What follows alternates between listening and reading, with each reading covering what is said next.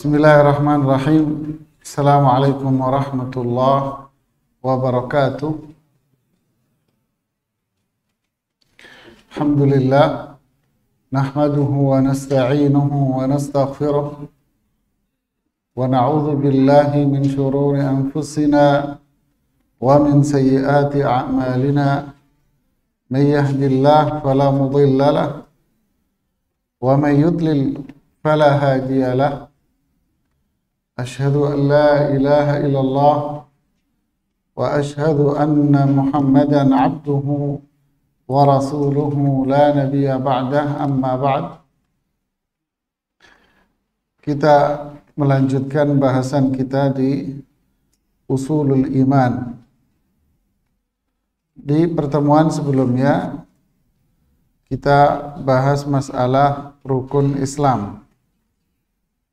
Kali ini akan dibahas yang menjadi pokok inti dari buku ini, yaitu bahasan tentang rukun iman. Penulis yaitu Syekh Muhammad bin Shalih Al-Utsaimin rahimahullahu ta'ala rahmatan wasi'ah wa askanahu fasiha jannatihi. Beliau mengatakan agama Islam sebagaimana telah dijelaskan di muka, artinya di bab yang sebelumnya, terdiri dari akidah dan syariah. Jadi Islam ini terdiri dari akidah dan syariat. Apa maksudnya? Islam terdiri dari syahadat la ilaha illallah. Itulah sisi keyakinan, yaitu akidah, ketauhidan. Kemudian yang kedua adalah isi syariat, yaitu salat dengan persyaratannya, yaitu wudu, bersuci, kemudian zakat, puasa, haji. Ini syariatnya. Jadi Islam terdiri dari tauhid, akidah, yaitu pemahaman kita terhadap la ilaha illallah, kemudian syariatnya, tuntunannya, perbuatannya, mulai dari salat sampai haji. Kemudian penulis mengatakan, serta kami telah mengisyaratkan kepada sebagian dari syariat-syariatnya, dan kami juga telah menyebutkan rukun-rukunnya yang dipandang sebagai pokok bagi syariat-syariatnya. Maksudnya adalah di bagian yang lalu telah dijelaskan secara ringkas tentang sholat, tentang zakat, kemudian puasa, kemudian haji, serta keutamaan, buah, manfaat dari mengerjakan semua itu. Adapun akidah Islam, maka pokoknya adalah beriman kepada Allah. Nah, di sini akan diurai lebih dalam lagi tentang inti dari akidah Islam itu apa. Di dalam rukun Islam ada syahadat, itu juga ada akidah. Cuman di dalam rukun iman akan lebih dipertajam lagi pokok-pokok dari akidah itu, yaitu iman kepada Allah, kemudian iman kepada para malaikat, iman kepada kitab-kitabnya, iman kepada rasul-rasulnya, iman kepada hari akhir, serta takdir yang baik dan yang buruk. Nah, inilah usulul iman, inilah pokok-pokok dari keimanan seseorang, di mana seseorang dikatakan beriman kalau dia benar-benar memahami, meyakini 6 komponen ini. Sekali lagi, seseorang dikatakan sebagai orang yang beriman, mukmin, mukminah, kapan? Ketika dia memahami, membenarkan, dan meyakini 6 perkara ini. Jika ada salah seorang di antara kita ada yang mengaku dirinya beriman, tapi dia menolak, mengingkari salah satu dari rukun iman ini, maka dia tidak dikatakan sebagai orang yang beriman. Berarti dia keluar dari Islam. Seperti orang yang mengatakan bahwa Allah itu tidak ada. Jadi kalangan liberalis mengatakan Allah itu tidak ada. Allah itu ada kalau kita rasakan, baru ada. Kalau enggak kita rasakan, Allah tidak ada, katanya gitu. Kata bagian dari dosen-dosen liberalis itu. Berarti dia mengingkari siapa? Allah. Maka orang seperti ini tidak dikatakan sebagai orang yang beriman. Atau ada orang yang mengingkari keberadaan para malaikat, nggak percaya sama malaikat, tidak percaya sama Al-Quran, mengingkari Al-Quran, baik secara keseluruhan maupun ayat-ayat yang ada di dalam Al-Quran. Tidak beriman dengan Rasulullah SAW, atau tidak beriman dengan hari akhir. Nah, ini juga banyak. Tidak percaya dengan alam kubur, tidak percaya dengan surga dan neraka, tidak percaya dengan hari pembalasan, hisab. Dia nggak percaya semua itu. Maka dia tidak dikatakan sebagai orang yang beriman. Tidak percaya dengan takdir. Nggak ada takdir itu. Manusia menciptakan masa depannya sendiri. Seperti para motivator barat mengatakan apa? Masa depan Anda di tangan Anda. Kan gitu kan kalau di motivator barat ya. Masa depan Anda di tangan Anda. Bangunlah masa depan Anda. Wah, dengan teriak-teriak. Ya. Ya, ini mengingkari apa? Takdir Allah. Yang nanti akan dibahas lagi. Jadi siapapun yang mengingkari salah satu dari ini, maka dia tidak dikatakan sebagai orang beriman.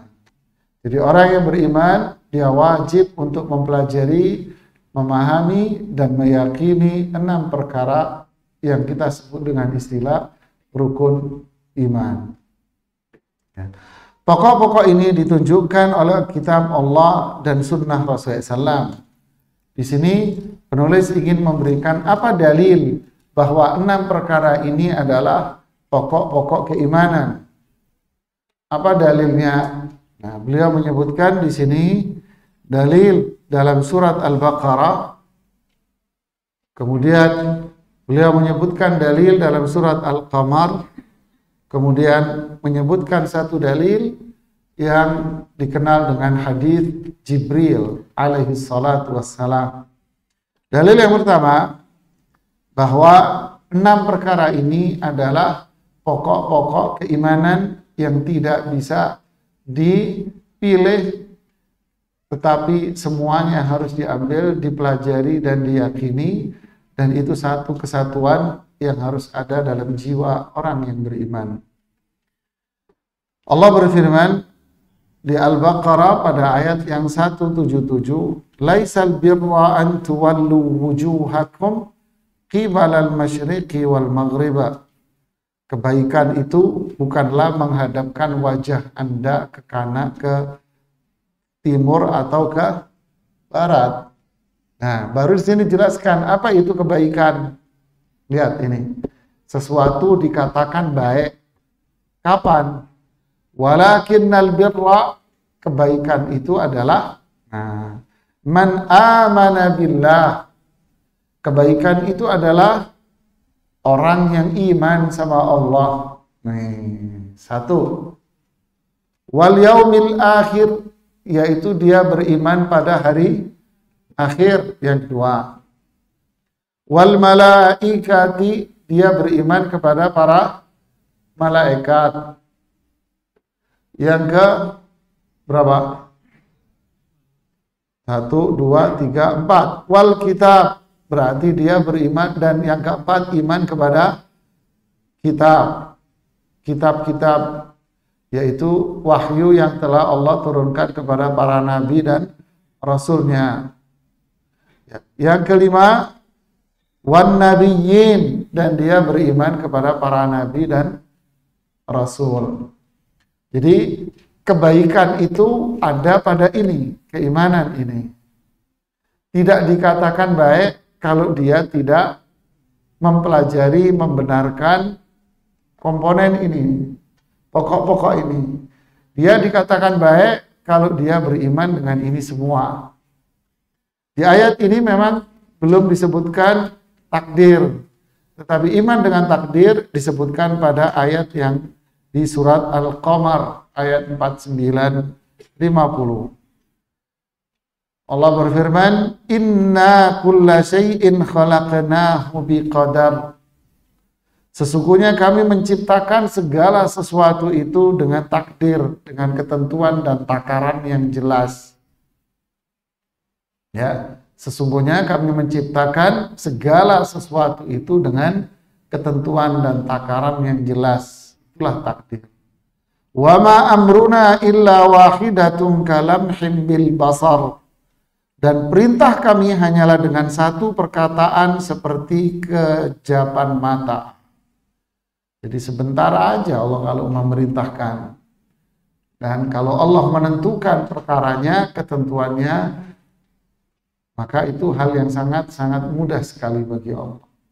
Nah, dari sini bahwa usulul iman, pokok-pokok dari keimanan itu akhirnya berjumlah 6. Diurutkan oleh Rasulullah SAW, urutan yang benar dan urutan yang tepat adalah apa yang disampaikan oleh Rasulullah SAW ketika malaikat Jibril itu datang menemui Rasulullah SAW dalam bentuk manusia di tengah para sahabat. Bainama nahnu julusun, kata Umar bin Khattab radhiyallahu anhu, ketika kami duduk-duduk bersama Rasulullah SAW, id tala'a alaina rajulun syadidu bayadhis thiyab. Tiba-tiba muncul seorang laki-laki, bajunya itu putih sekali. La yura alaihi atharus safar. Tidak terlihat sama sekali tanda-tanda kalau dia ini musafir. La ya'rifuhu minna ahadun. Tidak ada seorang pun yang ada di majelis Rasulullah SAW itu yang kenal. Maksudnya apa? Orang Makkah itu pasti kenal satu sama lain. Karena kotanya kecil, penduduknya ngumpul di sekitar Ka'bah. Mesti mereka tahu, kenal. Jangankan dia, bapaknya siapa, mbahnya siapa, mbah-mbahmu siapa, apal mereka. Ya, udah benar-benar tahu persis. Berarti kalau ada orang yang datang, lalu mereka tidak kenal, berarti dia orang apa? Musafir. Nah, kalau dia musafir, berarti bajunya acak-acakan, kusut, bajunya nggak putih lagi, karena mereka menggunakan kuda onta, ya, di padang pasir. Rambutnya mesti ya kusut, berantakan. Nah, inilah yang membuat Umar bin Khattab bingung. Ini orang siapa? Dia ini bukan penduduk Mekah. Tapi kalau dibilang musafir kok kinclong amat. Ya kinclong, bersih, bening wajahnya, bajunya, wah, rapi deh, oke lah. Bingung Umar, siapa nih orang? Gitu. Duduk, datang, bukan duduk bergabung dengan sahabat, tapi dia duduk langsung maju ke depan, duduk di depan Rasulullah SAW, lututnya ditempel dengan lututnya Rasulullah SAW. Disitulah beliau bertanya tentang, wahai Muhammad, apa itu Islam? Dijawablah oleh Rasulullah SAW tentang apa? Rukun Islam. Setelah dijawab oleh Rasulullah SAW, Si penanya menjawab, sodakta, kamu benar. Umar bingung lagi, ini nanya, dia yang benerin. Gitu. Nanya lagi, beritahukan kepadaku apa itu iman. Nah, disinilah baru diajarkan kepada, dijawablah oleh Rasulullah SAW tentang rukun iman, yaitu pokok-pokok keimanan. Al-imanu, nah ini yang disebutkan di sini. Antu'mina billah, iman adalah Anda beriman kepada Allah, wa malaikatihi, dan beriman kepada para malaikatnya, wa kutubihi, dan beriman kepada kitab-kitabnya, wa rusulihi, dan beriman kepada para rasulnya, wal yaumil akhir, dan beriman kepada hari akhir, wa tu'mina bil qadari khairihi wa syarri, beriman dengan takdir baik maupun buruk. Nah, inilah urutan pokok-pokok keimanan, dasar-dasar keimanan yang keenam disebut dengan arkanul iman. Nah, kebaikan itu ada di sini. Ya. Seberapa banyak pun seseorang itu sholat, sampai tudahi gosong bin keseng, kalau dia tidak beriman, meyakini dan membenarkan 6 prinsip ini, maka gosongnya jidat dia itu nggak ada artinya. Nunggang-nungging sholat doang itu nggak ada artinya. Makanya disebut walakinnal birra, kebaikan itu ada pada iman terhadap 6 prinsip ini. Berarti apa? Inilah pokok dan pondasi dari kebenaran keislaman kita. Ini pondasinya. Ya, pondasi dari syariat, yaitu perbuatan yang tadi itu. 6 pilar ini. Dan itulah yang menjadi tolak ukur kebaikan seseorang. Dia dikatakan baik kalau dia membenarkan dan meyakini 6 ini. Nah, buku ini akhirnya menjelaskan satu demi satu dari prinsip keimanan ini.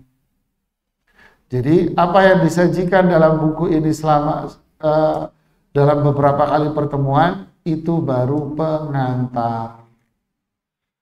Barulah sekarang masuk pada inti pembahasan, yaitu menjelaskan tentang prinsip-prinsip keimanan, dimulai dari iman kepada Allah. Apa itu iman kepada Allah? Bagaimana bentuknya? Dan bagaimana caranya kita beriman kepada Allah? Inilah bahasan yang akan disajikan. Setelah itu dilanjutkan dengan prinsip yang lain. Kita mulai pada yang pertama, yaitu iman kepada Allah. Iman kepada Allah mencakup 4 perkara. Perhatikan ini. Ini sangat krusial sekali. Ini prinsip ini. Hati-hati ini. Ini kebenaran iman kita nih. Ya, iman kepada Allah itu mencakup 4 perkara. Jadi iman kepada Allah terdiri dari berapa? 4. Pahami ini dengan baik. Yang pertama, iman akan adanya Allah. Jadi iman kepada Allah, yang pertama adalah iman bahwa Allah itu ada. Iman bahwa Allah itu ada. Yakin bahwa Allah itu ada. Yakin Allah itu ada. Apa dalil bahwa Allah itu ada? Ada 3, 1, 2, 3, 4. Ada 4 bentuk pendalilan, bentuk dalil bahwa Allah itu ada. Pertama, dalil fitrah manusia. Yang kedua, dalil akal. Yang ketiga, dalil syariat, yaitu Al-Quran, hadits. Yang keempat, dalil indera manusia. Jadi ada 4 bentuk dalil yang menyatakan bahwa Allah itu ada. Yang pertama, dalil fitrah. Fitrah itu apa? Naluri manusia. Fitrah manusia. Ya, nalurinya orang. Dalil fitrah yang menunjukkan keberadaan Allah adalah setiap makhluk memiliki fitrah untuk beriman kepada penciptanya, tanpa dipikirkan atau dipelajari terlebih dahulu. Dan tidak akan berpaling dari fitrah ini kecuali orang yang hatinya dimasuki oleh apa yang memalingkannya darinya. Jadi setiap fitrah manusia pasti dia itu meyakini bahwa dirinya ada yang menciptakan. Setiap fitrah manusia pasti dia yakin bahwa ada zat yang menjadikan dia ada dari sebelumnya tidak ada. Pasti ada dalam fitrah manusia. Pasti meyakini bahwa apa yang ada di sekitar kita, di alam semesta ini, pasti ada yang menciptakan. Dari tidak ada menjadi ada. Itu pasti, siapapun. Mau dia belajar, mau nggak belajar, kalau ditanya, Mbah, ini orang desa nih, kok cabai yang mewarnain cabai siapa, Mbah? Jawabannya apa? Sing kuwasa, Mas. Ya kan? Zat yang maha kuasa. Yang di sana. Dia belajar nggak? Hah? Enggak. Coba tanya, Pak, orang desa pedalaman, Pak, kok bisa Pak, tomat itu warnanya keren, bagus, bulat lagi. Kenapa tomat itu enggak lonjong, Pak? Jawabannya apa? Ya sudahlah Pak, sing kuwasa Pak, yang berkuasa Pak, yang ngatur. Pak. Kenapa kok kentang itu bulat Pak, sedangkan singkong itu panjang? Jawabannya apa? Sama. Yang kuasa apa? Ngomong sama ibunya, Bu, kenapa aku pendek, kakak kok tinggi? Jawaban ibunya apa? Ya udahlah nak, sing kuwasa nak. Fitrah manusia. Fitrahnya dia. Jadi dia yakin bahwa ini yang menciptakan ada, yang nyiptain. Itulah fitrah manusia. Subhanallah ya. Tanpa dia belajar, mendalami, duduk, apa, itu udah fitrah dia yang jawab. Oh Allah itu ada, Allah yang menciptakan ini semua. Zat yang maha kuasa. Ma min mauludin illa yuladu ala fitrah. Tidaklah ada seorang bayi yang lahir, melainkan dia terlahir dalam kondisi apa? Fitrah. Sudah. Fa'abawahu yuhawwidanihi au yunassiranihi au yumajjisani. Kedua orang tuanya lah yang menjadikannya beragama Yahudi, Nasrani, atau Majusi. Jadi setiap orang lahir dengan fitrah ini. Lalu kok bisa sekolah tinggi-tinggi malah nggak percaya kalau Allah itu ada? Ya Allah itu nggak ada, Pak. Kalau Anda rasakan ada. Itu kan aneh. Terus kamu diem, Mas, dosen itu ngomong begitu. Ya saya nggak bisa jawab, Ustadz bingung saya mau jawab apa. Salah kamu. Ini jawab apa Ustaz? Jawabnya gampang. Kamu berdiri, terus kamu pura-pura keluar. Habis itu kamu masuk lagi, sambil bawa sendal. Terus apa? Gaploken itu sendal ke mukanya dia. Gitu. Kalau dia ngamuk, dia bilang, maaf, saya merasa Anda tidak ada.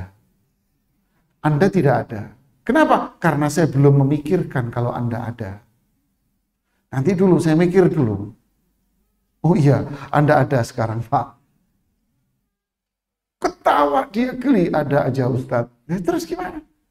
Dia kan mengatakan Allah itu nggak ada. Kalau dipikirkan baru ada. Ya balas, gaplok kan dia. Kenapa kalau protes? Emang tadi yang saya tempelin siapa? Kan nggak ada. Ya ayah-ayah, wah mikirnya. Fitrah manusia itu pasti meyakini semua yang ada di alam ini Anda yang menciptakan. Ya itu hanya sekedar pelesetan aja yang nggak perlu Anda lakukan. Ya jangan dilakuin jamaah. Ya cuma pelesetan saya aja. Ya. Jadi subhanallah ya, fitrah manusia. Lalu siapa yang merubah fitrah manusia ini? Allah berfirman dalam hadits qudsi, "Khalaqtu ibadi hunafa." Saya ciptakan hambaku ini dalam kondisi suci. Suci saya ciptakan bersih dengan iman. Fitrah diartikan oleh Imam Nawawi dan para ulama fitrah itu iman, tauhid. Saya ciptakan manusia ini, hamba ini fitrah suci bersih. Fajtalathum syayatin. Lalu kesucian itu dikotori oleh setan-setan. Nah, berarti yang merusak fitrah mereka siapa? Setan. Makanya jangan sekolah di tempatnya setan. Uzubillah ya. Jadi inilah dalil pertama bahwa Allah itu ada. Dari mana? Ya fitrah.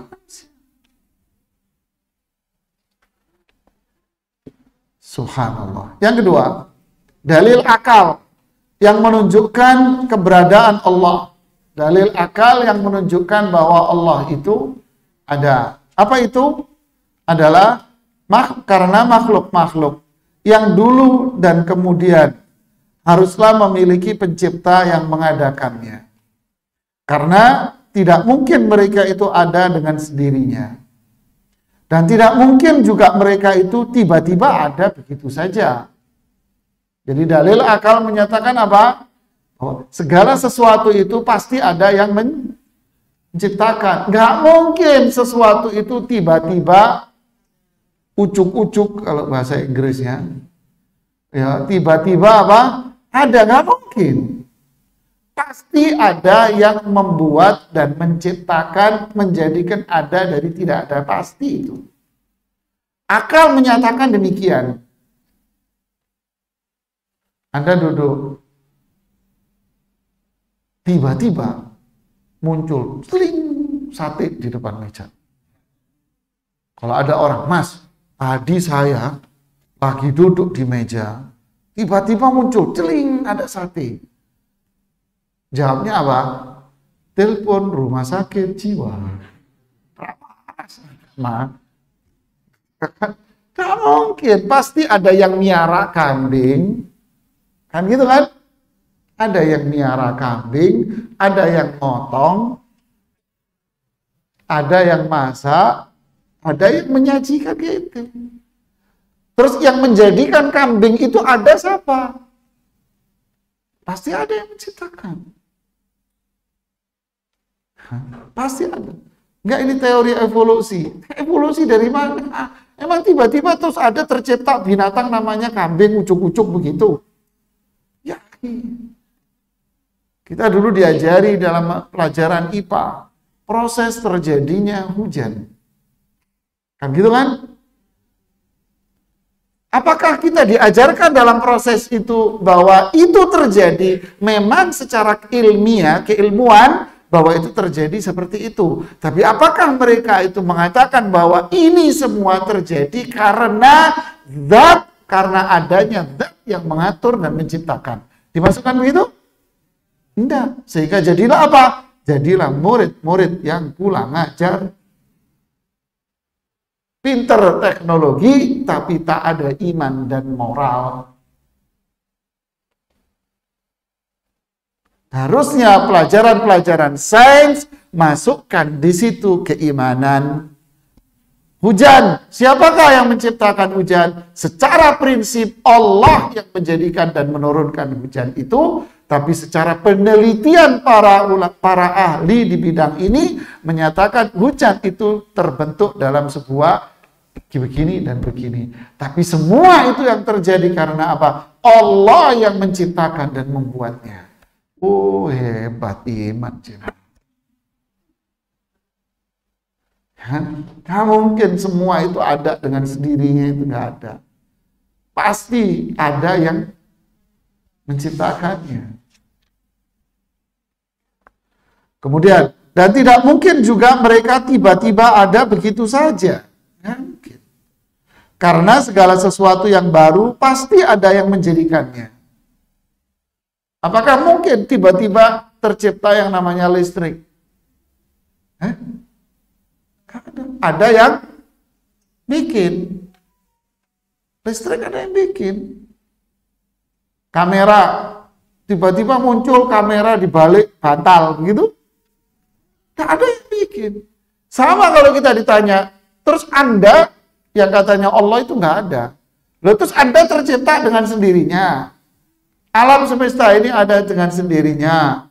Am khuliqu min ghairi syai'in am humul khaliqun? Apakah mereka itu ada dengan sendirinya? Atau yang kedua, atau mereka menciptakan dirinya sendiri?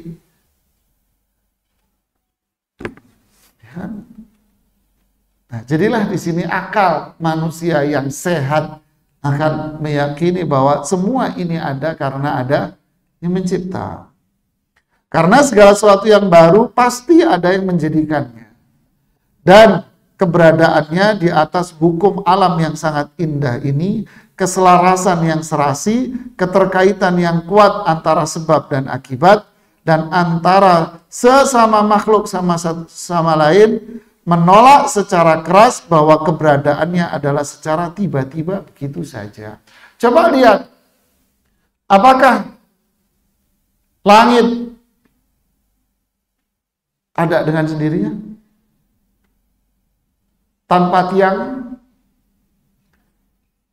Dan terjaga keutuhannya, kekuatannya, warnanya langit terjaga, begitu jernihnya laut, malam, siang, matahari,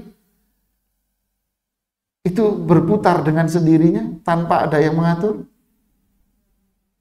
Nggak mungkin, jemaah. Pasti ada yang mengatur, yang mengendalikan semua ini. Hujan. Coba kita lihat. Kita pergi ke sini, hujan lebat sekali, sangat deras sekali. Nyampe di sana kering. Kok bisa? Coba mau pikir pakai akal apa Anda? Langitnya sama. Emang di sini ada pemisahnya? Tidak ada pemisah. Tapi ternyata ada pemisah kok. Laut. Ada laut tawar dan ada laut yang asin. Dan laut ini ada dalam satu tempat. Kok bisa nggak nyampur? Siapa yang ngatur? Ada yang ngatur. Ya kan? Ada air laut tawar, ada laut asin. Ada dalam satu tempat, tapi nggak nyampur. Coba Anda bikin kopi sama teh, taruh di satu tempat. Nggak bisa. Ya akhi, inilah akal sehat manusia. Pasti dia akan meyakini bahwa semua ini ada yang mengatur. Nggak mungkin tiba-tiba itu ada. Daun, berbagai macam jenis daun. Manusia, coba lihat Anda. Kalau musim haji itu coba lihat. 2 juta manusia berada dalam satu tempat. Dari nggak ketahuan itu ada berapa suku itu yang ada di situ. Satu nggak ada yang cocok wajahnya, jemaah. Nggak ada yang sama. Siapa yang bikin? Siapa yang ada dengan sendirinya? Nggak mungkin. Siapa yang mengendalikan mereka, mendorong 2 juta orang itu untuk pergi dan datang ke satu yang tepat? Ada zat yang mengatur. Nah, inilah akal manusia. Apabila makhluk-makhluk tersebut tidak mungkin mengadakan dirinya sendiri, maka tidak mungkin juga ada secara tiba-tiba. Ya. Nggak mungkin mereka ada dengan sendiri. Atau mereka menciptakan dirinya sendiri. Makanya Allah membuat 2 kemungkinan. Kemungkinan pertama apa? Ada dengan sendiri. Mungkin? Enggak. Kalau enggak mungkin berarti siapa yang menciptakan? Anda yang menciptakan. Enggak mungkin juga. Enggak mungkin juga. Maka pastilah ia memiliki zat yang mengadakannya, yaitu Allah Rabbul Alamin. Rabb, pencipta, penguasa, pengatur sekalian alam. Allah telah menyebutkan dalil logika dan bukti yang pasti dalam surat Tur, di mana Allah berfirman, Am khuliqu min ghairi syai'in am humul khaliqun? Apakah mereka tercipta tanpa asal usul, ataukah mereka yang menciptakan diri mereka sendiri? 2 dalil. Apakah itu ada dengan sendirinya? Atau mereka yang menciptakan? Ya. Subhanallah. Buah-buahan. Apakah beraneka ragam buah-buahan itu ada dengan sendirinya?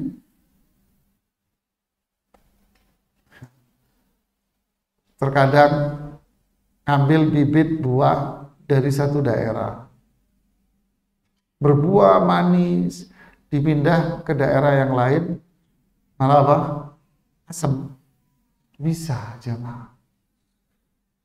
Silakan Anda menganalisa jenis tanah lah, apalah, terserah Anda. Unsur hara, unsur huru hara, atau apa, saya nggak tahu. Tapi yang membuat itu semua sama. Apakah ada dengan sendirinya? Jawabannya, nggak mungkin. Subhanallah, pasti ada yang menciptakan, yaitu Allah Subhanahu wa Ta'ala.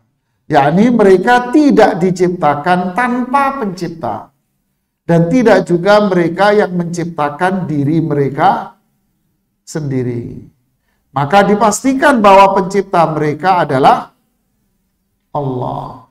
Fir'aun saja, Fir'aun itu ngaku apa? Ngaku Tuhan, kan? Tapi ketika Nabi Musa dan Nabi Harun alaihi wassalam datang mendakwai Fir'aun dan mengatakan, Rabbuna Rabbus samawati wal ard, Rabb kami, pencipta kami, Tuhan kami adalah yang menciptakan alam semesta ini. Lantas Fir'aun bilang apa? Menyuruh para tentara-tentaranya untuk bangunin apa? Ya, untuk bangunin apa? Bangunan dari tanah liat, kamu susun sampai ke atas sana. Fa'attali'u ilahi la'alli attali'u ila ilahi Musa. Saya mau melihat Tuhannya Musa itu di sana enggak? Loh, berarti dalam hati kecilnya sebetulnya dia itu percaya bahwa Rabbul Alamin itu di mana? Di atas. Berarti Rabbul Alamin ada apa tidak? Ada. Siapa yang ngomong? Fir'aun. Loh, kok sekarang ada orang-orang yang nggak iman sama Allah, nggak percaya sama Allah. Allah di atas, nggak percaya. Loh, Fir'aun aja tahu kalau Allah itu di atas.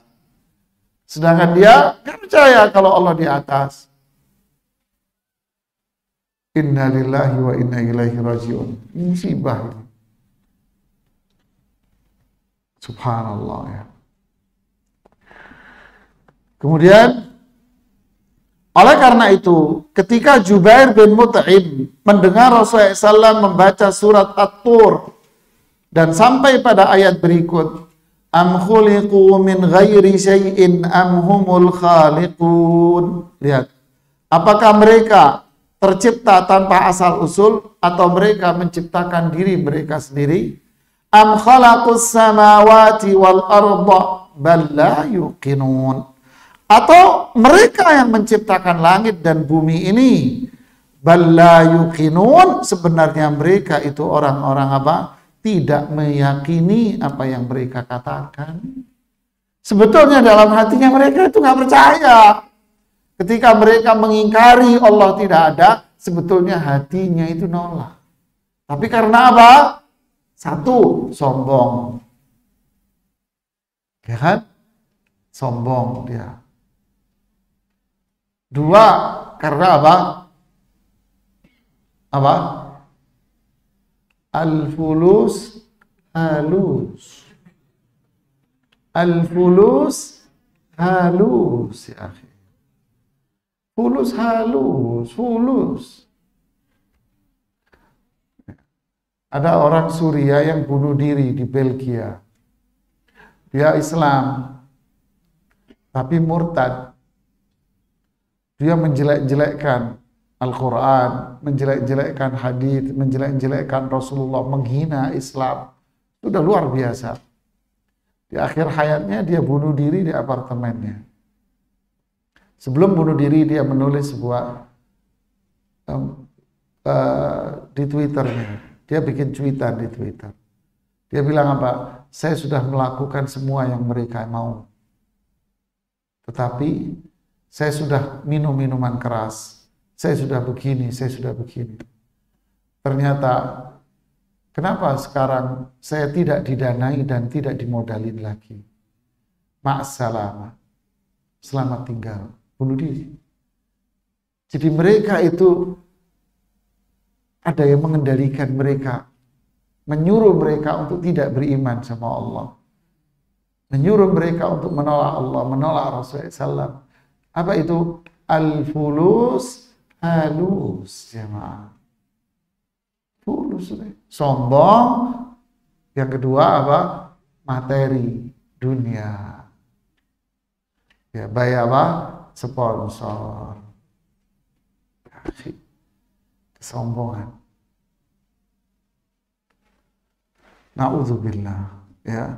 Am indahum khazainu rabbika am humul musaitirun. Apakah di sisi mereka ada perbendaharaan Tuhanmu atau mereka yang berkuasa? Kamu tahu rahasianya Allah yang di sana? Atau kamu berkuasa di alam semesta? Jawabannya tidak.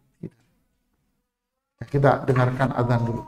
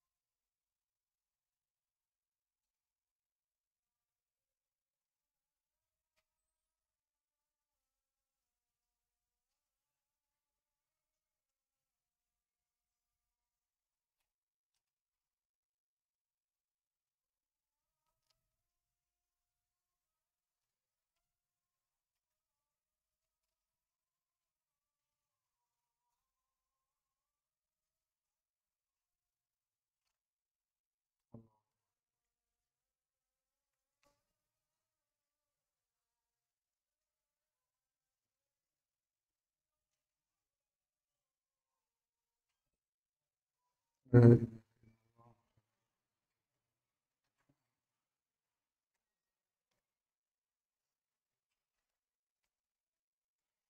kita lanjutkan.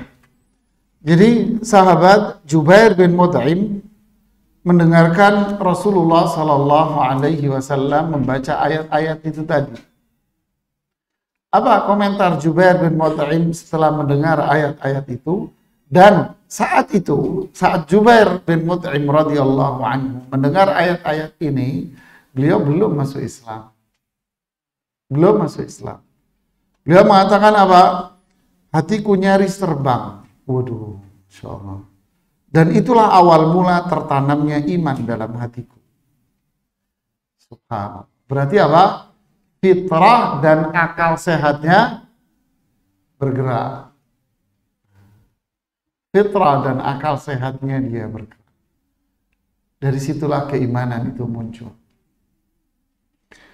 Kemudian penulis mengatakan, kami akan memberikan contoh yang akan lebih menjelaskan hal ini. Bahwa akal manusia sehat, akal sehat menyatakan bahwa semua yang ada di alam pasti ada yang menciptakan. Contoh kata beliau, misalnya, kalau ada seseorang berkata kepada Anda tentang suatu istana megah yang dikelilingi taman-taman yang mengalir sungai-sungai, dipenuhi oleh permadani, dihiasi dengan berbagai macam hiasan, dari mulai yang paling pokok hingga pelengkapnya. Dan dia mengatakan kepada Anda bahwa istana tersebut beserta kesempurnaan yang ada di dalamnya telah menciptakan dirinya sendiri. Atau ada secara tiba-tiba begitu saja, tanpa ada yang mengadakannya. Tentu Anda akan segera mengingkari dan mendustakannya. Serta Anda akan menganggap perkataannya sebagai perkataan yang bodoh. Maka setelah semua ini, apakah mungkin alam semesta yang seluas ini, beserta bumi, langit, dan benda-benda langitnya, beserta keadaannya, dan hukum-hukum alam yang indah dan menakjubkan ini telah mengadakan dirinya sendiri? Atau ada secara tiba-tiba begitu saja tanpa ada yang mengadakannya? Tentu suatu hal yang tidak mungkin. Berarti ada zat yang menciptakan alam semesta. Yaitu siapa? Allah Subhanahu. Nah, inilah dua bentuk iman kepada Allah. Yang pertama apa? Iman bahwa Allah itu ada. Dalilnya bentuk yang pertama, ya. Bentuk yang pertama apa? Bahwa Allah itu ada. Allah itu ada. Dalilnya apa kalau Allah itu ada? Fitrah manusia. Dalil yang kedua adalah akal sehat manusia. Jadi kalau ada yang mengingkari akan hal ini, maka fitrahnya dia benar-benar sudah rusak. Berarti akalnya dia sudah rusak, tidak memiliki akal yang sehat, bahkan dia orang yang benar-benar berada dalam tingkat kebodohan yang sangat rendah. Inilah iman kepada Allah, bentuk yang pertama, bahwa Allah itu ada. Kita lanjutkan di pertemuan selanjutnya nanti. Masih panjang ini. Kita buka tanya jawab. Silahkan. Ada yang mau bertanya?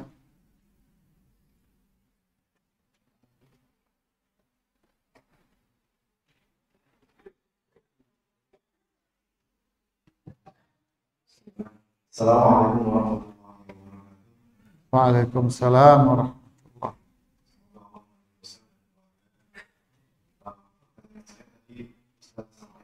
Setiap manusia lahir itu di atas fitrah. Bagaimana manusia yang qadarullah dia lahir di hutan atau di pedalaman, kemudian tidak ada media ilmu masuk ke sana, tidak ada sumber ilmu, dan bagaimana kondisinya di akhirat nanti. Ya.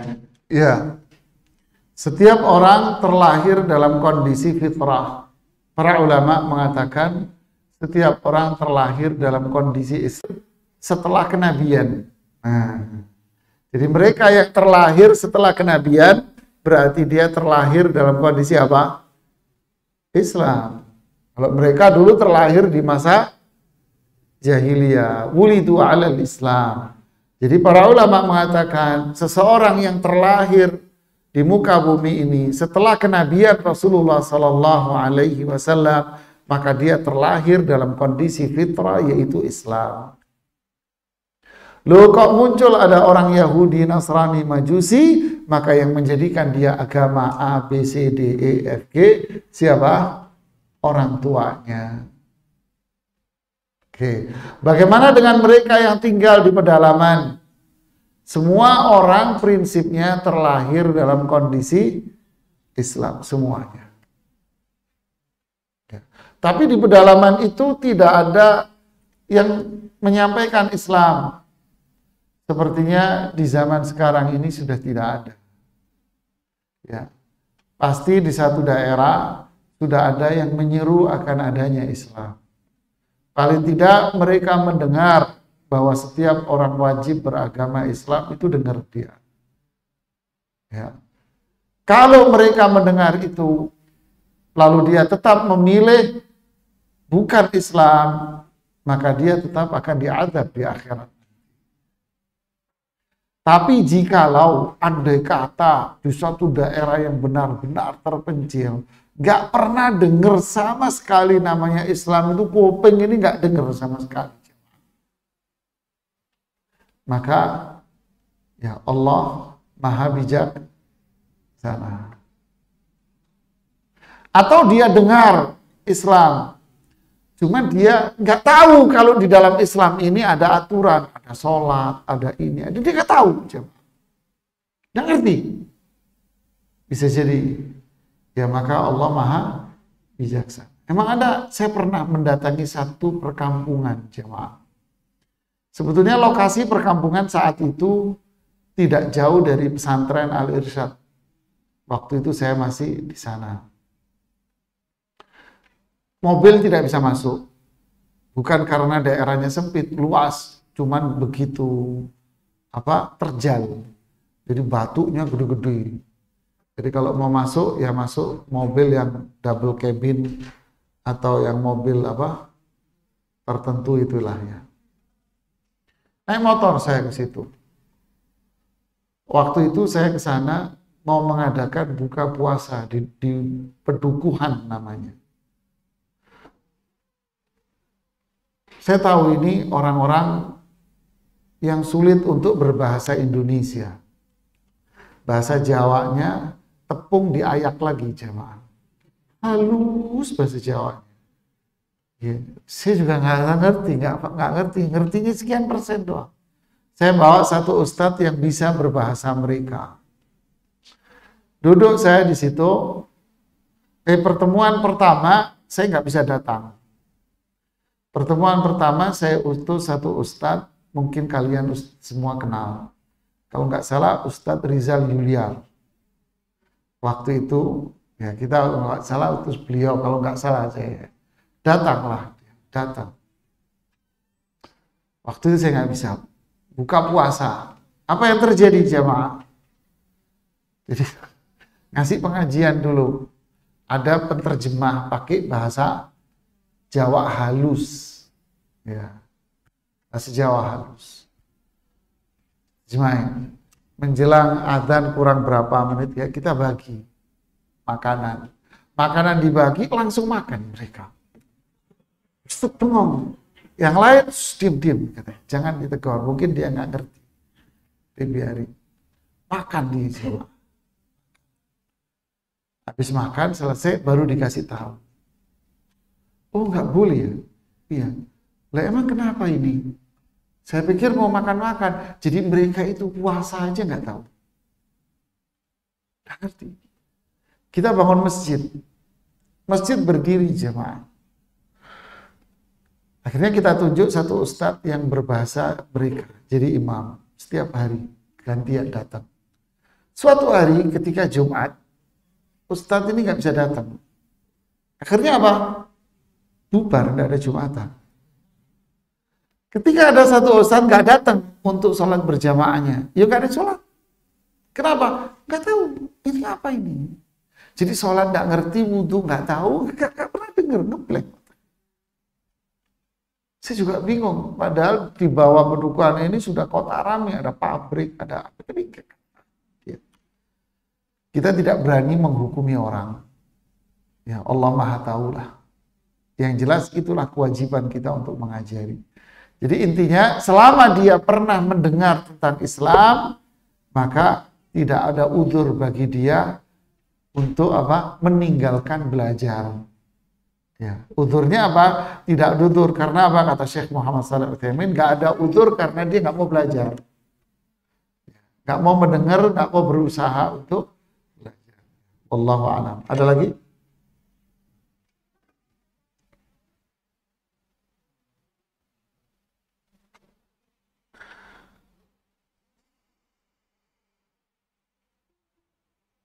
Bismillah. Assalamualaikum warahmatullahi wabarakatuh. Waalaikumsalam. Tentang mengenai sesuatu ada pasti ada yang menciptakan. Itu terkadang ada yang mengejar Ustaz. Kalau itu Allah ada, juga pasti ada yang menciptakan. Kalau dijawab seperti itu, bagaimana kita ininya Ustaz? Terima kasih, jazakumullah. Ya, berarti pikiran dia rusak, Pak. Kenapa? Karena Allah itu wallahul hayyul qayyum. Allah itu maha hidup, al-qayyum, maha berdiri sendiri. Wal awwal wal akhir, yang pertama dan yang artinya tidak ada sesuatu pun sebelumnya dan tidak ada sesuatu pun di akhirnya. Jadi Allah itu zat yang ada kekal abadi. Ya, kekal abadi. Disitulah bisikan syaitan. Makanya Rasulullah Sallallahu Alaihi Wasallam ketika beliau mengatakan, kalau Anda mendapatkan bisikan dalam hati, siapa yang menciptakan alam semesta? Katakan dalam bisikan itu, dialah Allah yang menciptakan alam semesta. Siapa yang menciptakan Anda? Allah. Kalau pertanyaannya sampai pada satu tingkatan, kalau gitu siapa yang menciptakan Allah? Ucapkanlah, a'udzubillahi minasyaitonir rajim, karena dia setan. Ya Pak ya. Ya, ucapkan apa kata Rasulullah SAW? A'udzubillahi minasyaitonir rajim. Berlindunglah kepada Allah karena kalimat itu tidak akan muncul dari manusia. Kalimat itu hanya muncul dari setan. Ya. A'udzubillah. Ada lagi? Yang ibu-ibu nggak ada yang nanya?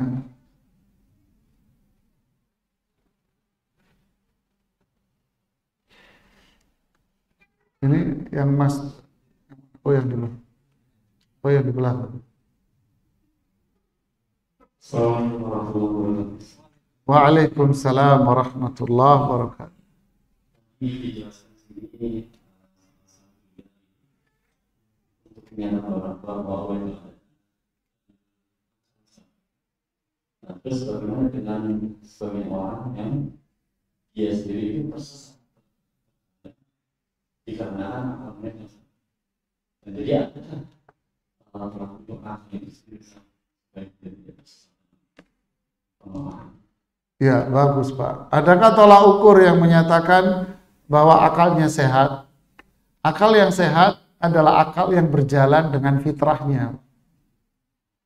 Ya, akal yang sehat adalah akal yang berjalan dengan fitrah.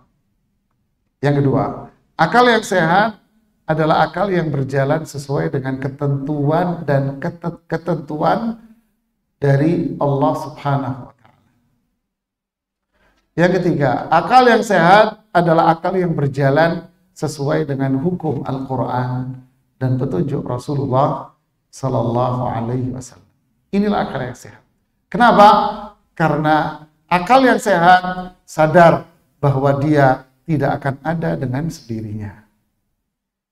Akal yang sehat pasti menyadari bahwa akalnya dia ada zat lain yang jauh lebih menguasai, yang jauh lebih mengetahui daripada dia.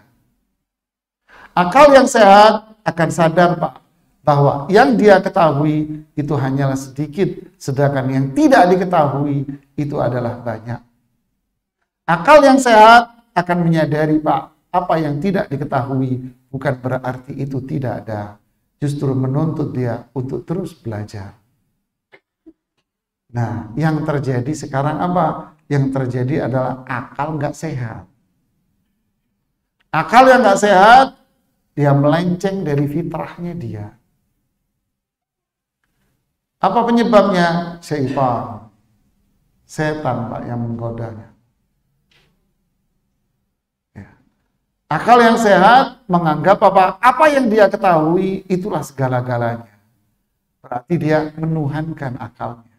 Seolah-olah dia sudah mengetahui semuanya. Apa yang tidak dia ketahui berarti itu tidak ada dan tidak rasional. Nah, kan gitu, nggak mungkin, nggak logis. Dia mengukur semua itu dengan apa yang ada di akalnya. Jadi kalau dia nggak tahu berarti nggak ada. Karena dia menuhankan apa yang ada di akal. Ini akal yang nggak sehat, Pak. Ya, berhati-hatilah terhadap semua ini adalah ulahnya syaitan. La ughwiyannahum ajma'in. Saya akan sesatkan semua manusia. Illa ibadaka minhumul mukhlasin. Kecuali hambamu yang hatinya bersih, dialah yang akalnya sehat.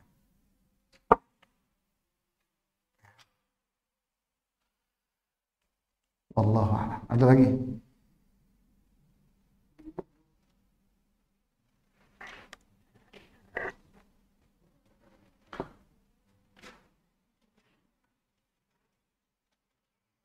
Paham, Mas? Akal manusia tidak akan bisa berdiri sendiri, Mas. Ya, tidak akan bersendiri. Kenapa? Akal manusia itu sangat terbatas. Jangan menuhankan akal. Karena akal manusia akan dibatasi dengan apa itu? Apa yang dia lihat, apa yang dia dengar, dan apa yang diraba. Apa yang kita lihat, apa yang kita dengar, apa yang kita raba direkam di memori.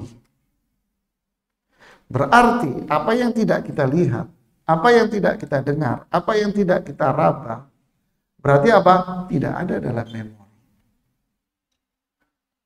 Ketika manusia menuhankan akal, berarti dia mengkultuskan dirinya sebagai Tuhan. Dia akan menolak itu semua ayat-ayat Al-Quran dan kebesaran. Kenapa? Tak ada dalam memori dia. Padahal terbatas. Kalau saya mengatakan kepada Anda, Mas, ada cabai segede begini, Mas. Percaya Anda? Kenapa nggak percaya?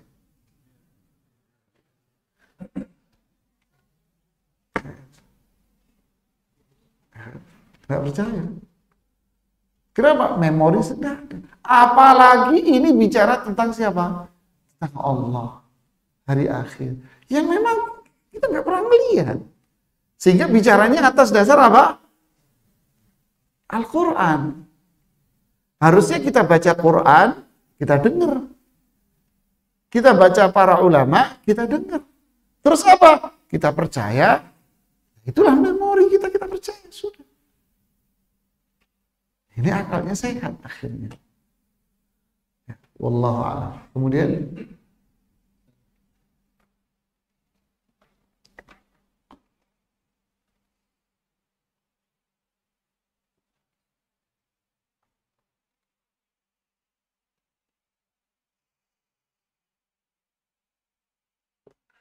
ya.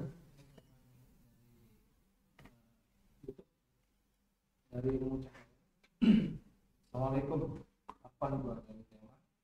Ustaz, jika anak sholat istiqoroh, anak minta dimudahkan dan didekatkan, tapi kok malah jauh dan ada komunikasi, apa itu tandanya anak harus mundur?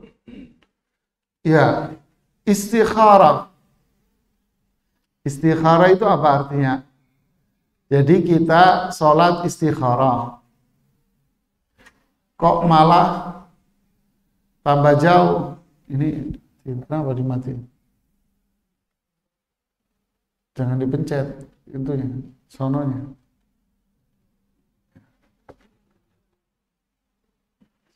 Jadi kita sholat istikharah, malah tambah apa?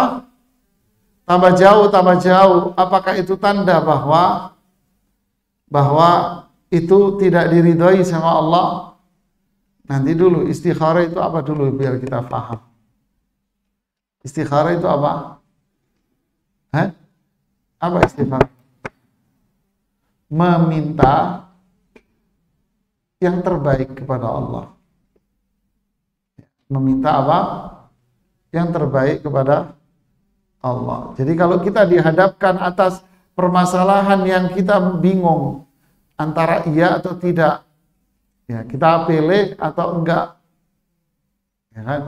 Maka melakukan apa? Salat istikharah. Dengan salat istikharah sekali, 2 kali, 3 kali, kok saya malah nggak srek ya sama dia, nggak srek, nggak ada kepikiran sama sekali. Berarti apa pilihannya?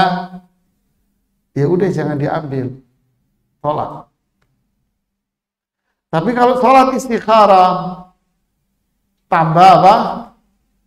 Tambah teringat terus, tambah dekat, berarti apa? Ya itulah pilihan Anda. Ya. Sudah biarin aja, biarin. Akhirnya orang mendengar ngelihat pengajian itu ngelihat jenggot ente ya. Gitu.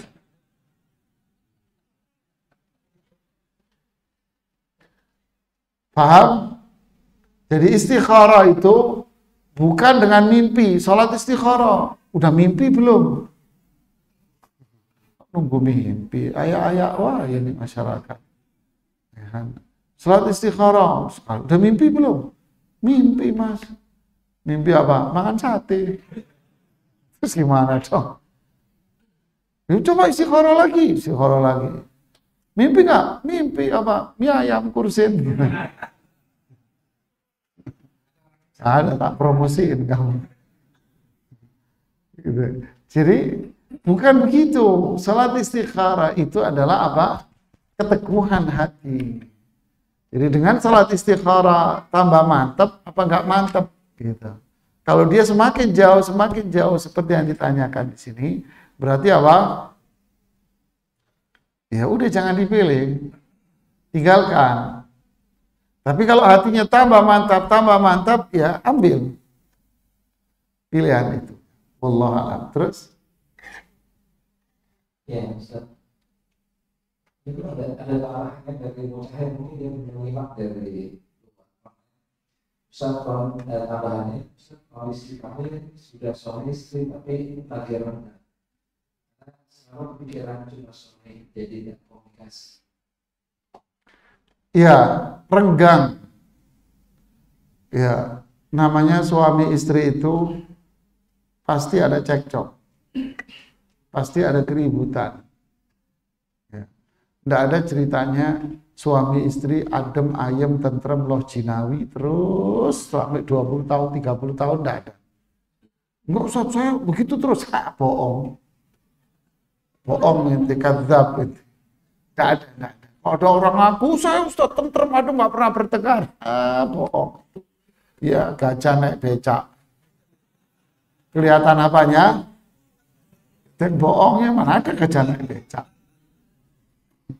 Tidak ada orang hidup rumah tangga tanpa konflik, tanpa ribut, tidak ada. Rasulullah SAW pernah ribut sama istri-istrinya. Bahkan Rasulullah SAW meninggalkan istri-istrinya selama berapa? 40 hari.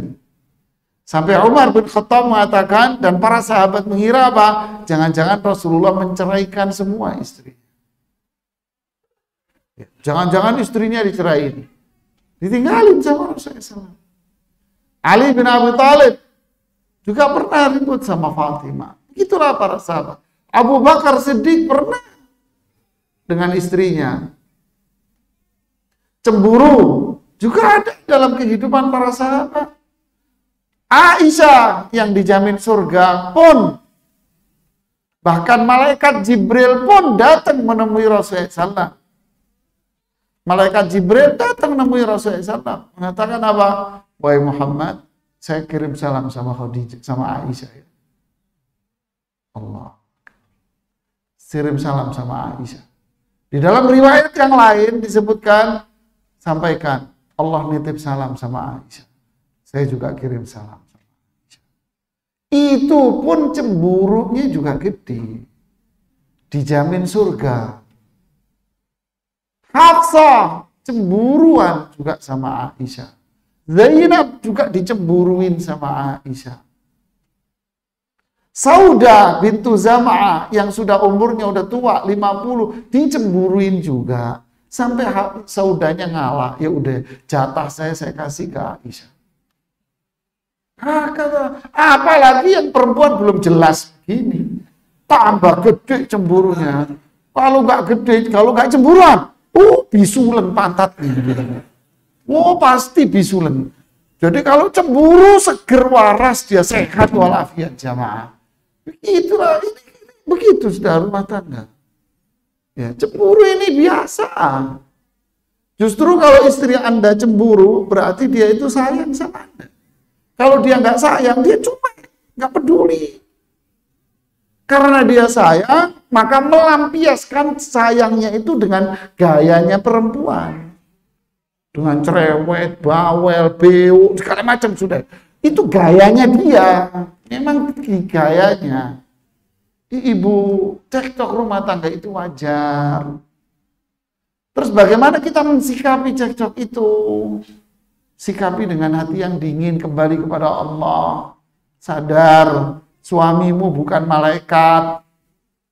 Istrimu bukan bidadari turun dari langit, bukan. Suamimu itu kalau kentut bau.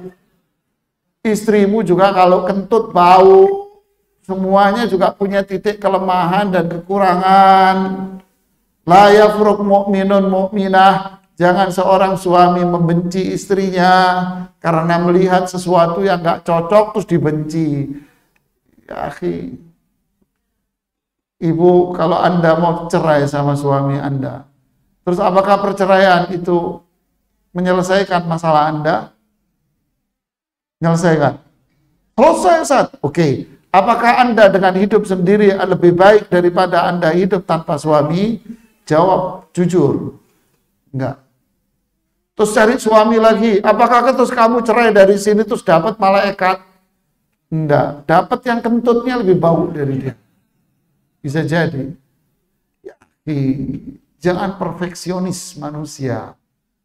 Ya, lihatlah dengan diri kita masih banyak kekurangan. Ya, jangan menuntut sesuatu yang lebih sedangkan kita belum bisa melakukannya. Itu namanya apa? Wailun lil mutaffif. Nuntut lebih padahal dia sendiri belum tentu bisa melakukan itu. Sadar, mau apa? Kalau suami Anda salah, ya maafinlah. Dia bukan malaikat. Kalau istri Anda salah, ya sudah maafin. Sudah, mereka kita bukan manusia yang suci dari kesalahan. Maafkan. Maafnya Anda akan memperbaiki kondisi. Marahnya Anda akan menjadikan suasana semakin runyam bin kusut. Nah, akan selesai. Ya, wallahu a'lam. Terus? Ya, dari ini kali ini. Assalamualaikum Ustaz. Jika seorang menjadi mu'afaf sudah berusaha menikah, Islam tapi tidak melaksanakan sholat ibadah sesuai sunnah, apakah tersebut masih tetap sebagai muslim? Ya itu yang terjadi di banyak masyarakat kita.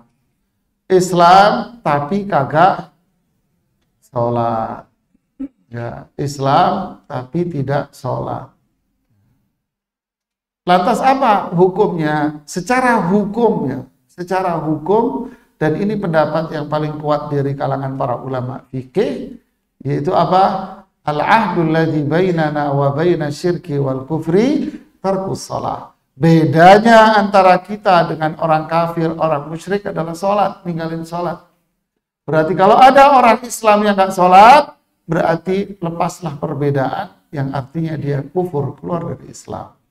Ini hukum loh ya, ini hukum, bukan vonis. Rasulullah SAW juga mengatakan, man taraka sholata amdan faqad kafar. Siapapun orang yang meninggalkan sholat dengan sengaja, maka dia kufur. Ini hukum. Maksudnya, jika si A Islam tapi nggak sholat, maka dia terancam dengan ancaman kufur. Tapi kita tidak boleh mengatakan, lo sudah kafir, murtad, lo nggak sholat, nggak boleh. Ya, beda antara hukum dengan vonis. Sama aja dengan pengadilan mengatakan, pengacara mengatakan, si fulan tertuduh melakukan ini sehingga dia terancam dengan hukuman sekian tahun. Apakah dia sudah dihukum itu? Belum. Nanti pengadilan. Nah, gitu kan? Sama, nanti Allah yang menentukan. Kita cuma ngasih tahu, Mas, Anda nggak sholat. Hati-hati. Orang yang nggak sholat itu hukumnya apa? Kufur. Kufur, Mas. Orang nggak sholat itu. Neraka sudah. Masalakakum fi saqar. Kenapa kalian masuk neraka? Qalu lam nakum minal musallin. Penghuni surga nanya, kenapa itu orang-orang masuk neraka? Dijawab, karena dulu nggak sholat. Kufur. Tapi ini hukum, ancaman yang harus dinasihati. Tapi selama dia mengucapkan 2 kalimat syahadat, maka kita tidak boleh menghukumi dia sebagai orang kafir, kecuali dia melakukan pengingkaran yang sangat jelas. Seperti dia mengatakan, oh sholat itu nggak wajib, nggak ada kewajiban sholat. Nah, ini murtad, ini orang udah jelas-jelas. Nggak percaya sama Allah, nggak percaya dengan Quran, menghina Rasulullah Sallallahu Alaihi Wasallam, dan ada beberapa nawaqid pembatal ke Islam. Tapi kalau dia orang Islam tapi nggak sholat, tetap kita katakan dia sebagai Muslim yang hati-hati terancam. Ya. Wallahu a'lam. So, ada lagi? Sudah ya? Dari Abu Laksana, bismillah, izin bertanya. Tidak meyakini Allah bersemayam di atas ras, maksud bentuk kita pada dunia. Apakah orang yang tidak percaya bahwasanya Allah itu tinggi di atas langit sana, di atas arsy, ya, di atas langit yang 7, nggak percaya itu, apakah berarti dia tidak beriman kepada Allah?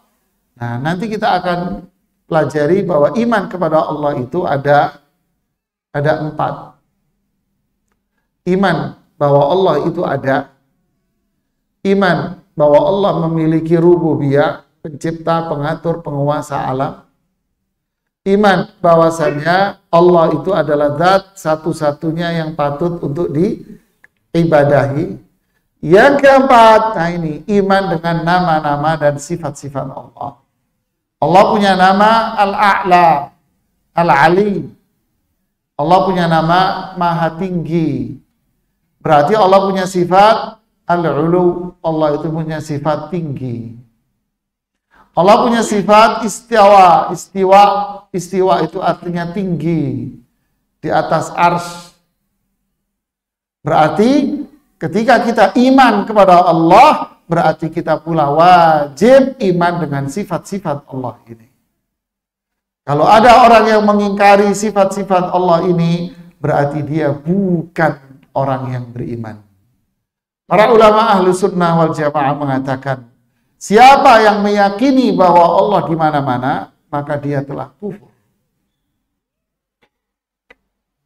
Hati-hati.